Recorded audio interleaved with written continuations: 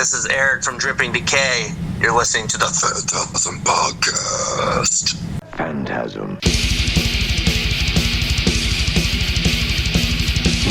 Maximum terror. That's your target audience, baby! Phantasm. And you know something? I sort of enjoyed it. Phantasm. Sell the metal! Sell the metal! Sell the metal! Sell the metal!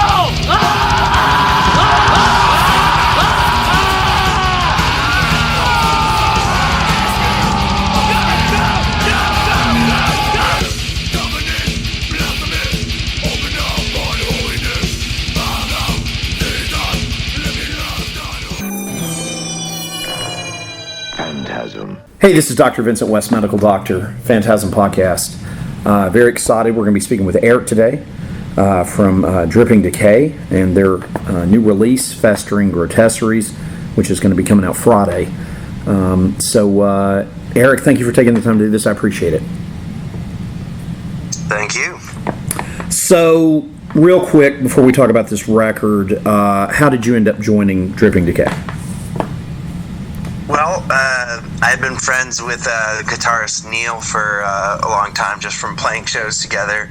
And I saw him put out on Facebook that he was looking for a vocalist for a band influenced by Repulsion, Autopsy, Immortal Fate, and Impetigo, and Pungent Stench. And that was just all pretty much up my alley. I've been wanting to dip into some death metal and grindcore for a while. I've done various shades of death metal, but I always felt like vocals were my strong suit, and that I wanted to be a lead vocalist. So it just seemed like a perfect opportunity for me. I had just moved to Portland at the time, and I had seen him, post up offers for people to join his bands over the years, and I always wanted to work with him because we've got similar tastes. Cool. Now, are you from Portland as well? I'm actually from the Bay Area, or at least I was in the Bay Area for 11 years in Oakland before I moved to Portland in 2020 during the pandemic. Gotcha. So, as far as this record, when did you guys start writing stuff for the Festering Grotesqueries? Well, we actually started, considering it's pretty much everything we have written up until that point. Neil had started writing it all the way back into 2019, I believe. Oh wow! And so we've been writing it for a while. So when we finally actually got to record it last year, I would say there was a good 2 or 3 years of writing going into all of that. Wow, it's very cool. So yeah, when we released our demo, we didn't have all of the songs on the record, but we had I would say about 8 or 9 of them, and we actually had to just pick out some favorite songs for the demo and pick a few really good ones to leave for the album. Excellent. Yeah, this is the first thing I've ever heard of you guys, but I really dig it. It's definitely old school, which I love. Awesome, thank you. It seems like a lot of younger people, and I don't know the exact ages of all you guys, but if you guys are younger, it's cool to see, for me being an older death metal guy from Florida, to see people that get it that are younger, because there's so many bands out there. I'll go see it and I'm just like, what am I watching? I'm absolutely one of those people. I'm an old soul. Yeah, I can't do the deathcore stuff. I think all that stuff. I can't deal with it. I can't. I am very stuck in the early '90s death metal stuff, from which I was a teenager when all that stuff came out. So I'm just kind of stuck in that. And I love to see younger musicians, for what it's worth, coming from me as an older death metal guy from Florida. It's really cool when you see people that get it. Absolutely. And Neil, he came up playing music in the 90s, so he's probably more in your boat, where he was getting into that stuff as a teenager. For me, I came up in the late 90s, early 2000s, so all the new metal stuff was going on, the radio metal, and sure. I got into a few things, but pretty quickly I peeled back the curtain and started seeing a lot of what was there in the underground, and sure. It really appealed to me a lot more than what was coming out at the time. Awesome. And I'm always going to be stuck in the 80s and 90s pretty much. Well, I mean, 60s and 70s, depending on the music. Yeah, sure, absolutely. So with this record, let's just start with so you got the Septic Sentient Slum. That's the titles on this are great. I don't know who was responsible. It's incredible. It's a mix of me and Neil, I would say. You guys are. It's great. The instrumentals are his titles because he creates those. It's fun. It's fun to kick the record off with that. Thank you. And then you go right into Auto Cannibal Ecstasy. So let's talk about that one. Yeah, that one's probably my favorite title on the record, honestly. It's great. The song title. So much fun, and just straight to the point. When you guys had all the 14 tracks in front of you, obviously you've got the intro and then the outro, whatever. But so the 1 and 14. But with everything else, was it hard to put everything in order, or was that something you guys had fun doing, that like arranging the album? Yeah, we went back and forth a little bit about the order. We actually, each one of us came up with our preferred track order, and we tried to kind of just meld it together so it best fit what we all wanted. It's incredible. So it was very collaborative on that front. So the biggest compliment that I can pay you, so you were responsible for a lot of the lyrics, then I'm assuming. Yes. You're very Chris Barnesy, and I love you for that. Thank you. I think that I realize Chris Barnes also writes in the first person a lot. Dude, I know it's not cool to like him, but that era of Cannibal is where it's at. Of course. I mean, early 90s Chris Barnes is untouchable. Dude, the first 4 records, but I mean, even for me, it's really the first 3 records. I remember having those when I was in high school on cassette, and I'm just like, Jesus, this is awesome. It's just, and it's nothing against the stuff with George. I prefer the Barnes stuff, and I swear, you've got some Barnes lyrics going on in this record. I love it. Again, that's a huge compliment to you. I love him. I know a lot of people think it's fun to just make fun of him, and I'm not a 6 feet under guy. But yeah, it's kind of, I would call them fantasy in a way, because not in a sense of like magic and stuff, but in the sense that I kind of inhabit someone that's absolutely not myself at all. That's great. Murdering. I'm not a serial killer, So I just try to get inside the heads of people that are doing this fucked up stuff. Here's another one of my favorites. We got a song. The Abundant Cadaveric Waste. Excruciator. I tried to literally think of the opposite of myself. Okay. The antithesis of myself. It's great. Abundant Cadaveric Waste. What a great title. Oh yeah, we had to have one COVID-inspired track on there. That one I was thinking about. What happens when you catch a deadly disease like that, and people can't sell your organs on the black market anymore. They had to throw them in the trash. Wow, that's fun. Gut Muncher, so that's just a little, that's fun. That's a Neil track right there. And that one, I guess he was reading a series of short stories about a crazy inbred cannibal. Okay. So definitely you kind of got these like Texas Chainsaw Gummo kind of vibes. Love it. And he has a very different writing style from me. Whereas mine are very first person and personal, his are very like third person and very descriptive, you know what I mean? Like they're describing something like you're watching a movie. Awesome. Now, Auto Cannibal, now is that another one of yours? That's another one of mine, and that one's based on a movie. It's based on this movie called Splatter Naked Blood, and it's a weird Japanese movie about this drug called My Son that turns pleasure into pain, so people mutilate themselves in these really insane ways. Oh, wow.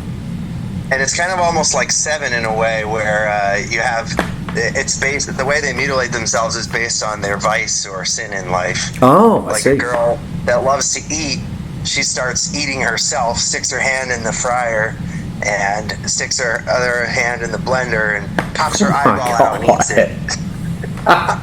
Wow. Bay of Blood. That one's actually about news stories I read in Florida about the toxic red algae. Oh, yeah. That kills all the life motion for miles. You can't even breathe in the air. That is correct. Because you get lung problems. And so I was like, that's fucking brutal as shit. That's just murdering everything for miles, just these tiny microscopic creatures. And it's all caused by, you know, a lot of it is caused by factory farming, all this overabundance of like liquid shit in the water. Right.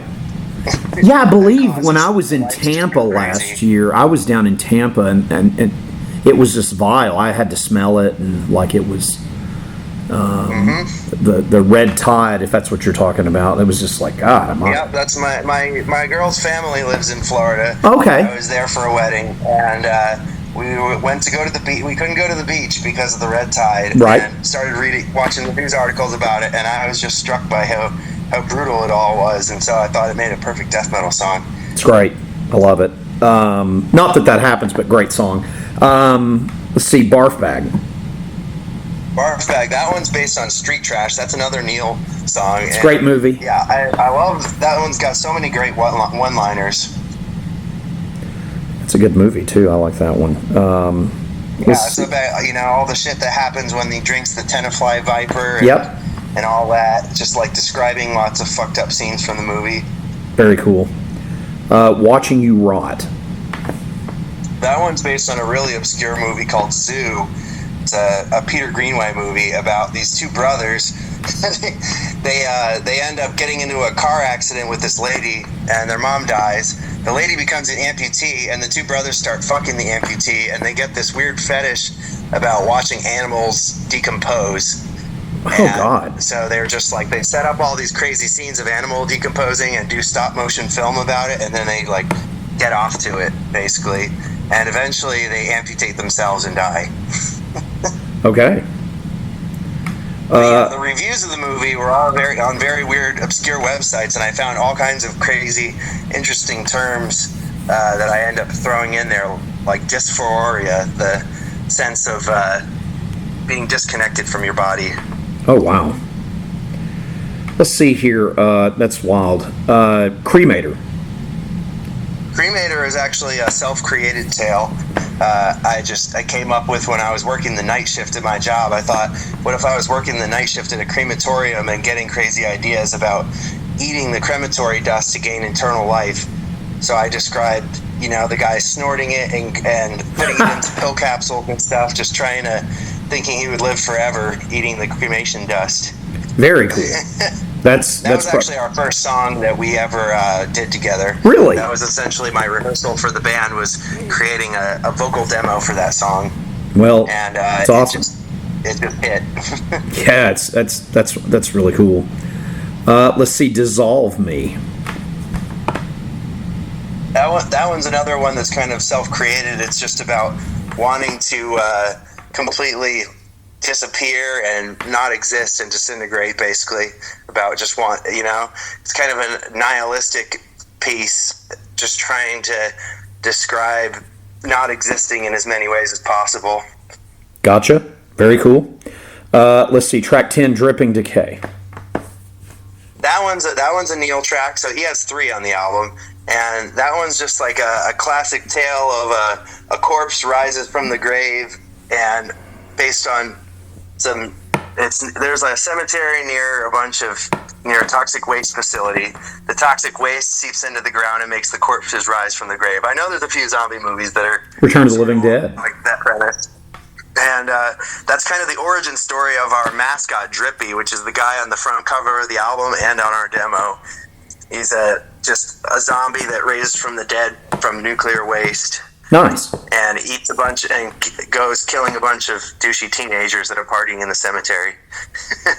Yeah, you got your Return of the Living Dead going on. It's awesome.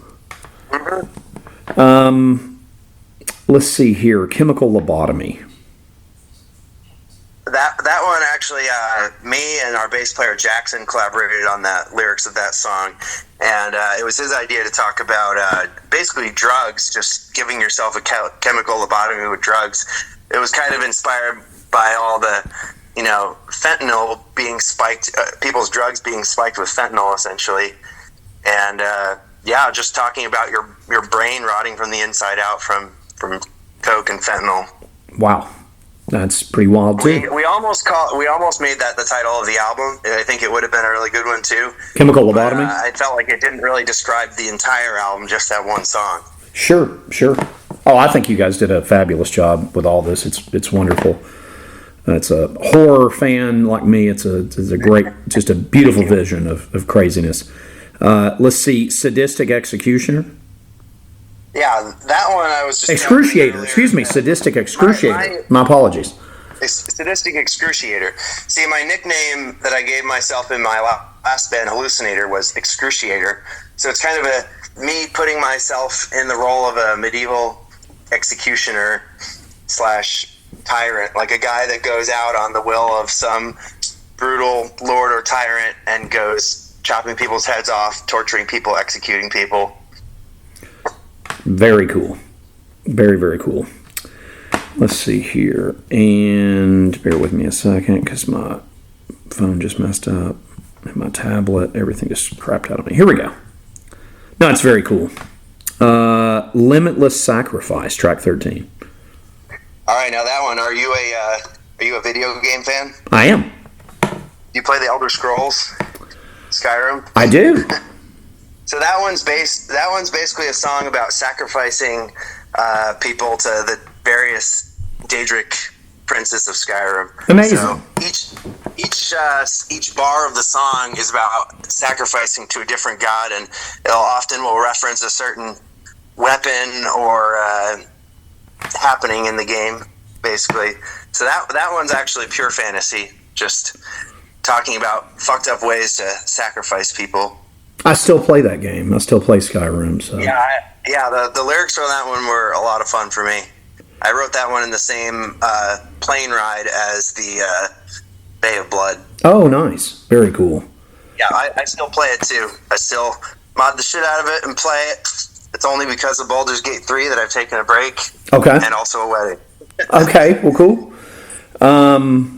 So, and then of course the other fun outro, the Oozing into Oblivion, which he did a great job with that. Please let him know. I thought it was so much fun. Yeah, he's really good at those instrumentals. I myself am also a synth soundtrack composer, but I've appreciated his instrumentals so much, I've kind of just let him run with that, and he pumps them out a lot faster than I can. So it says here he was a part of Lord Gore. He's been a part of a lot of bands. He did Lord Gore, Frightmare, and Whore, and Maniac Killer. Okay. And Blood Freak at the outset was all him. He was a one-man band and eventually got band members. Okay. So imagine if he didn't find any bandmates, this would have been another, solo project. Oh, okay. Well, he's very talented. So, yeah, some of these were actually written while Neil was in Lord Gore. I'm wanting to say, and I would have to ask my co-host, I think we had, if there's an actual Lord Gore guy, I think he came on our podcast a long time ago. Gurge? That'd be a question for him. I'm not familiar with them at all, but I'm pretty sure my co-host Corey may have chatted with that cat one time. I'm not... All right. I don't know. We just had a Lord Gore guest spot in the studio last month. We just tracked a new EP ahead of the LP release because we recorded back in September for this album. Okay. So we already have 5 new tracks, and we tracked those, and we had August, the vocalist of Lord Gore, guest on one of our new songs. I'm not for sure on that. We've had so many people over the years, and it's like, I'm pretty sure. That sounds very familiar to me. Maybe I'm crazy. Maybe it was someone else. But, yeah, this record's great, man. As far as production, did you guys mix and master it yourself? We had this guy, Vincent Detto, mix it. He lives up in Seattle. He did mastering for... Cerebral Rot and a number of other number of other death metal bands. He just did the new Excarnated Entity, a death doom band. Okay. And we had this guy Dan Loundis, who plays in Cruciamentum, okay, do our mastering, and he did the mastering for our demo too, and he's going to do the mastering for our new EP. He's just really, really great to work with and has decent rates. Like, he is a good communicator, so we just really like working with him. That's excellent. Well, they did a fabulous job, all the folks that worked on it, including you guys, did such a great job with it. Thank you. What about the cover art? Who did that? It's fun. So we have this guy, Tony Haitoma. He goes by Timo Cannabalette. You may have to look up the spelling on that one. Okay. And he's a guy from Finland that does a bunch of album and demo covers out there, and he also does a bunch of collages of like 80s and 90s death metal albums as well. Nice. And really talented guy. And he did the cover of our demo for the CD release. Okay. And we commissioned him for a full color piece for this, and it came out great. He also did a shirt design for the album that's out right now too. Excellent. Yeah, he did such a great job. Yeah, he's great on his attention to detail and just being really out there and gross and creative. So, have you guys, has Dripping Decay, have y'all played shows together? Yeah, totally. Awesome. We did a lot last year, a little bit less this year, and we're trying to plan a West Coast tour to promote the album. Nice. Yeah, it's funny living in Florida. No death metal really plays in Florida anymore, so it's it's ironic when I look at Florida. I'm surprised that there isn't more shows there.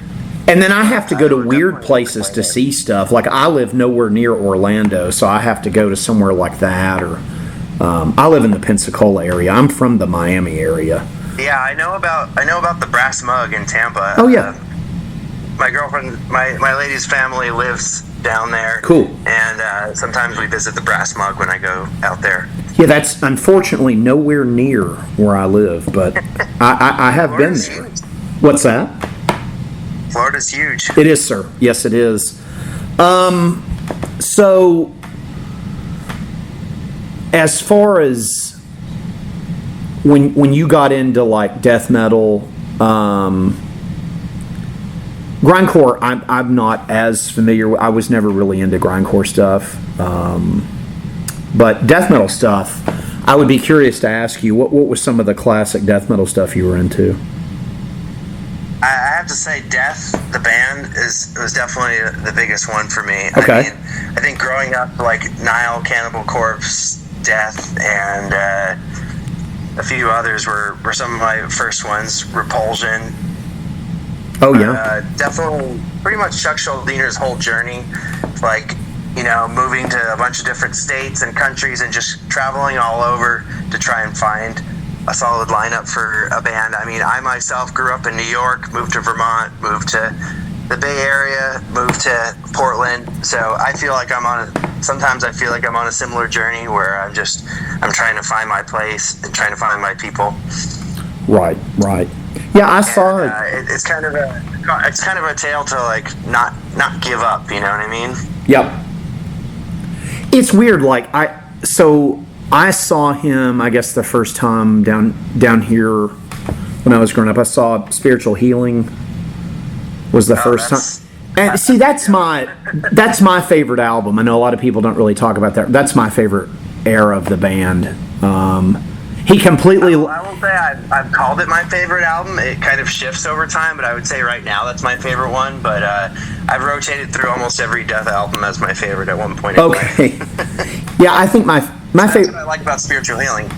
It's pissed off. Oh, it is. Yes, sir. Absolutely, it is. It's really good. James Murphy's guitar works great on it. It's really good. Incredible, yeah. But I don't know. For me, it's funny as I've gotten older. Some of the bands that maybe like that I saw back then that I wasn't so much into, now I appreciate them more than I did. Like, my favorite death metal band is Suffocation. Period. And I don't know, they're just my favorite. I'm a little biased. I've become really good friends with Terrence over the years. He's been on our podcast a bunch, but I just love the band. I've seen him a few times with Frank, and yeah, excellent live band. Dude, to me, their Effigy of the Forgotten is my favorite death metal record. And then I'm a big Malevolent Creation fan. I've always really been into them. Oh, absolutely. Actually, our drummer, when they asked us, what production notes we would like to put out there, like what album would you like to have us be inspired by, he put down 10 Commandments as his go-to album as far as drum production. It's so good. So good. I don't know, a lot of bands we definitely have a big Malevolent influence in the band. Oh, it's very cool. Dude, thank you so much for this. Let's talk about the EP when it comes out. Sure thing. Awesome, my friend. Ripping Remains. That'll be hopefully coming out at the end of the year. Excellent. So we're going to get a lot of music from us this year. Only 25% of the music we've written is actually out there right now until a couple days from now.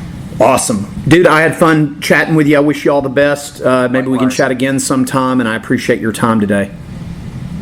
Sure thing. Phantasm. And you know something? I sort of enjoyed it.